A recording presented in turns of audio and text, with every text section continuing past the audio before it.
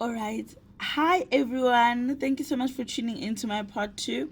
I just want to thank everyone for watching part one, all the subscribers, all the people who shared. I really appreciate it, guys. It really means a lot. I'm so thankful for the good and bad feedback that I got from my video. It's always good. It's always good to get feedback. The bad isn't really hectic or anything that I should change, or any feedback in terms of that I should change anything. So it really doesn't matter. But I'm really appreciative for all the words of wisdom, all the words of encouragement, and people coming forth and just telling me that, me, when I thought I was over a period of my time where I was abused, but after watching your video, I realized that I wasn't.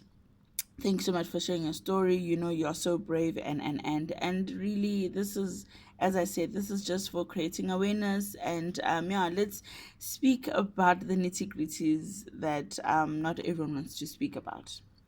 So I just want to continue from part one. I also want to just apologize for the tears that were not anticipated. I don't know what came over me.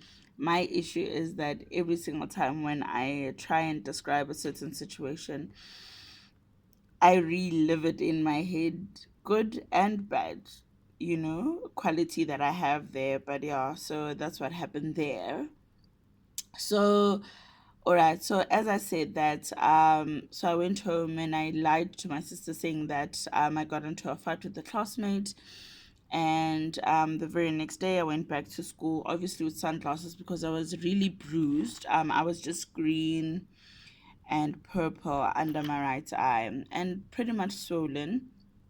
And I remember my LO teacher was like, Mimpuni, what happened? And I told her the truth.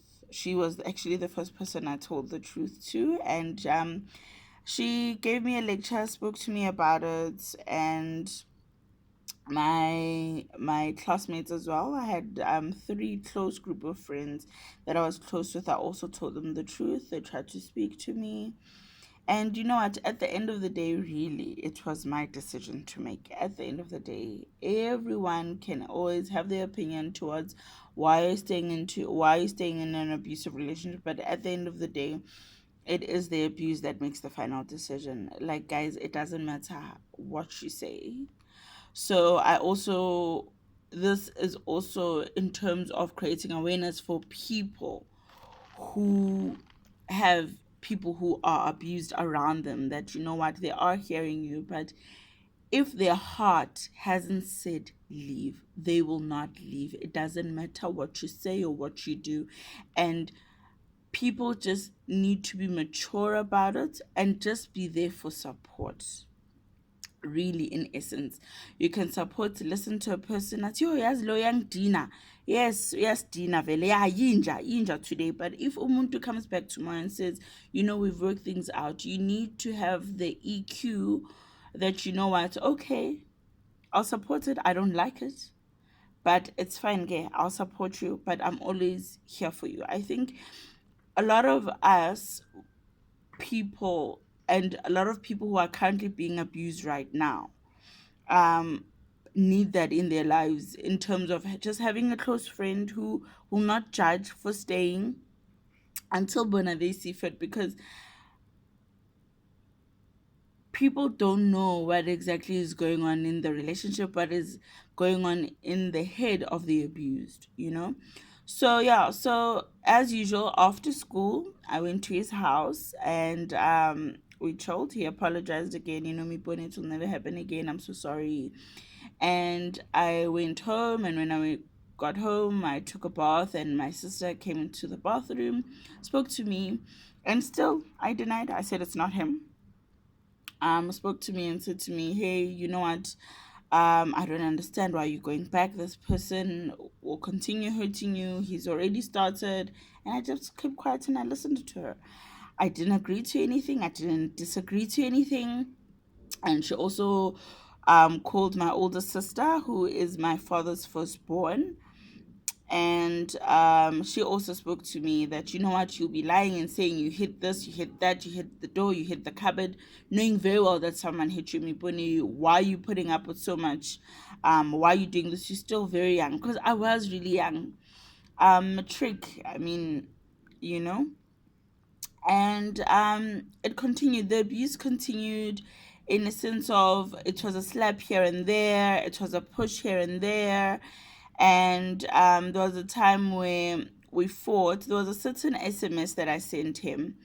I think the SMS went something like this. So it was an SMS going around saying, "Hey, I hope you don't hear it from anyone. I hope you don't get angry for what I'm about to say."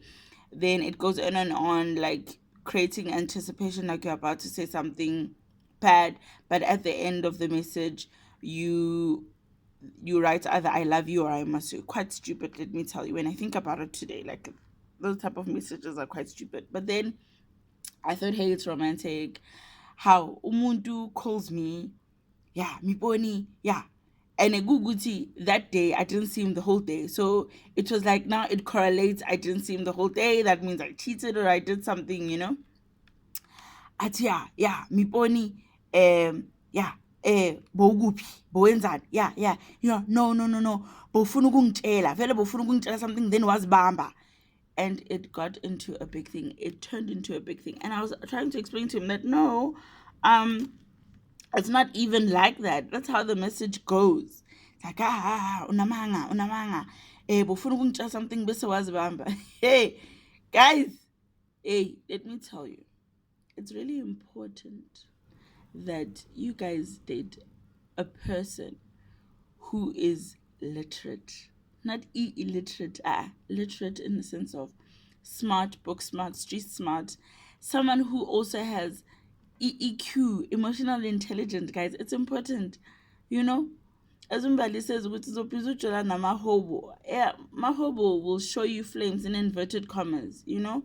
So it's because of his maturity and his EQ that he couldn't understand. And it turned into a big thing because as usual, after that, I went back. After school, I went to his house and it was a big fight. And he hit me. He hit me because I was trying to say something, and now he's bambile and I won't talk the truth because now he's asking me, ukuthi, hey, can bofuna ukuthini? And I'm like, but that is the message, like, no, unamanga, unamanga. And then he hit me for that. And I remember he tore my school shirt, and I went home with like only two buttons left from my shirt. His friend who lives opposite actually came to reprimand him, asking him to stop. And I remember all he said was ngikeleni, ngikeleni, ngikeleni ngazingeni, you know.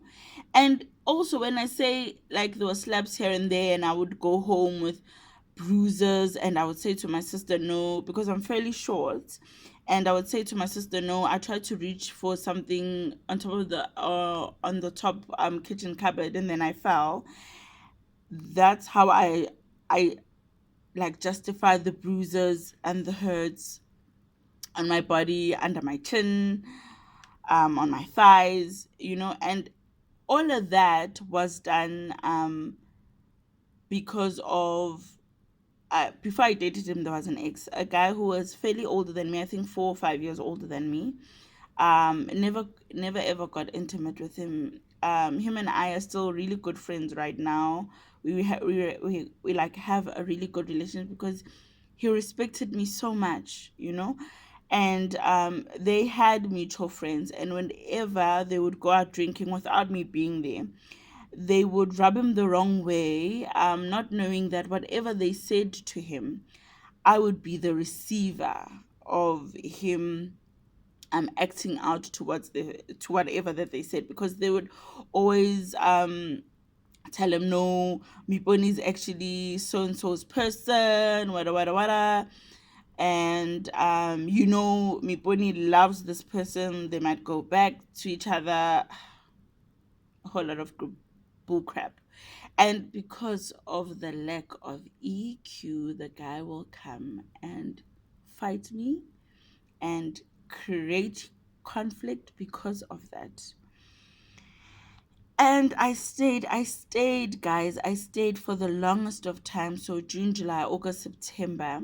August, it was my matric dance. I took him.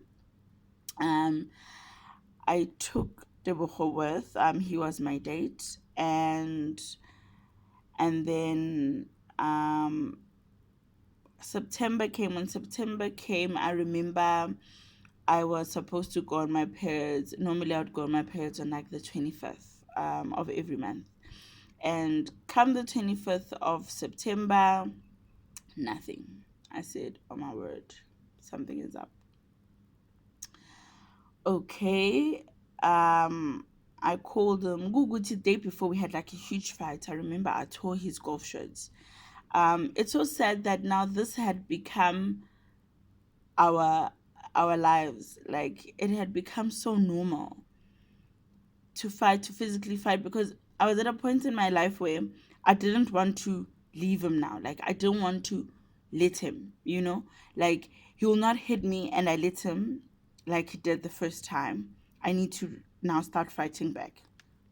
So I tore his shirt, I would bite, I would scratch. And not knowing that also this is bad for me psychologically, it's not good for me. Okay, so we went and bought a pregnancy test. I took it. He was there. It came out positive. And in my head, it was like, I'm not going to, like, there was no question about me having an abortion. Like, there was no question.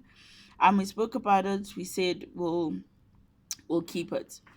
And the real reason is I didn't, I wasn't on prevention. And not using protection, obviously, was also a sense of the abuse. Yamlimaza, and it hurt him. He's not about that life. It is not as good as skin to skin. Bull crap. Anyway, so and then after like we did speak about actually having an abortion. I remember I had I had booked an appointment with my other sister. Guys, I have lots of sisters, and just to protect everyone, I'm not going to mention anyone's name except the abuser. So I remember I spoke to my sister, my other sister, not the one that I lived with, another one, and I told her that, dude, I'm pregnant and I'm thinking of having an abortion. She was like, okay, let's come on Friday. Come on Friday, let's meet up and get our kappa. I have the cash, I have everything. And this one, on the other hand, was saying, no, Miponi, you can't have an abortion, because if you have an abortion, then anyeke sisancingana. So I'm thinking, so it was his way of making me, or trapping me, in a sense that I'll always be with him because of the child. Friday comes, I remember my sister calls me, I was still on, and I was like, hey, like, I have cold feet, And and she was like, okay, are you sure? I'm like, yeah, I'm sure. She's like, okay, fine, cool, sharp, bye, bye. And I remember immediately after hanging up the phone, I tried to call back. That no, no, no, I've changed my mind. I'm on my way. And she never answered the phone the whole day. And I thought, okay, probably this is God's way of telling me that don't do that. And she only got back like in the afternoon around 5. And she's like, no, sorry, I left my phone and I went somewhere. So I thought, okay, might as well. I kept my child, and I also kept quiet for the longest of time at home. I didn't say anything because when the weekend I found out that I was pregnant. The week after the Monday, I was starting my prelims, and I said to myself, you know what? I'm going to act like there's nothing, and I'm going to study my butt off, because now I'm going to bring someone in this world, and I need to make sure that I perform like no other. And that's what I did. My prelims went well. I qualified for my finals. My finals went well. And I only told my sister that I was pregnant 7 months. When I was 7 months pregnant, that's the only time when I told my sister. Really disappointed. And she was like, hey, enemy Bonnie, you will not tell me that you didn't know what you were doing because like you did really well in LO.